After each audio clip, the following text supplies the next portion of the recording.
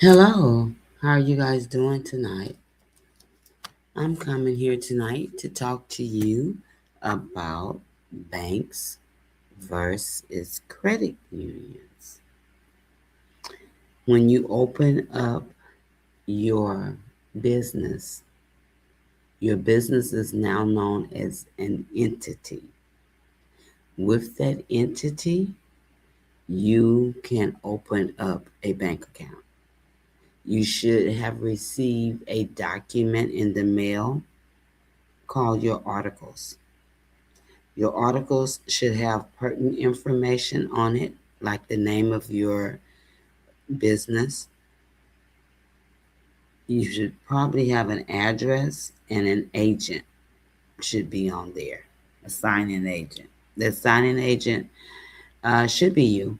So when you go to the bank, you're going to take your ID, the EIN number, and your articles. You're going to give it to the representative. She's going to set you up a business bank account. And if you don't go to the bank, the credit union. And the reason that I say credit union is credit unions normally are more flexible and easier to deal with.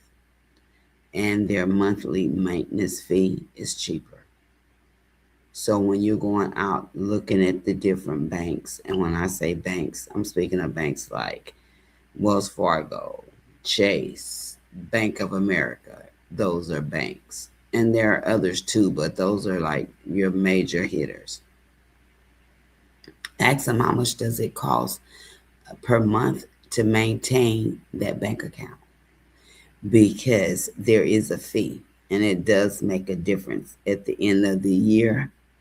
It could be a difference in you paying $150 and you paying $100. Now, I don't know about you. I like to save my coins. And now, when you go to the bank or to the credit union to open up your account for your business, I suggest that you at least have 5 different financial institutions that you work with, whether it's banks and credit unions, all credit unions, however you want to do it. Just make sure that you open them, because you need a bank account separately for regular purchases for your company. You're going to need a bank account separately for money that you may have to pay for your federal to the IRS. I'm in California, so we have federal and state. Some states only go federal. So when I speak, I'm speaking from my state. Your rules may apply differently. So research and check them out like we do everything else. Then you have state fees. In California, we have state fees that are due on a quarterly. Then you have payroll. Because I'm an S Corp, we run payroll. And then you're going to need just an account just to put for cushion. You never know. Things happen. And the reason you want all these different accounts for your business is because you don't want to commingle your business money with your personal money. First of all, it's unethical. And if you are S Corp or a corporation, it's called piercing the veil. So we don't want to break the law or do anything that we shouldn't be doing, which will compromise our relationship with the state that we're in conducting our business. We don't want to do those things. And the best way to keep from doing something you don't have to do or you shouldn't be doing is don't do it in the beginning. That's number one. Number two, learn it the proper way. So you don't have to go back and try and correct it because you have learned how to do it the wrong way. Now you have to recondition yourself to do it the proper way. And believe me, if you learn it the wrong way and you start doing it the wrong way, it takes a lot for you to reset your mind to say, oh no, I was doing it the wrong way. Now I got to do it this way. So let's just start out doing it the proper way in the first place so we don't have to correct things in the second place. So now that we've discussed the different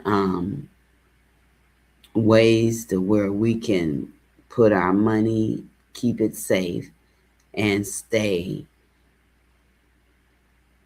within the company policy and rules and stay within the state to where you reside in or where you're doing your business at, stay within their policy, then everything will be okay. We don't have to worry about doing nothing. We don't have no business because we keeping all of our books in order.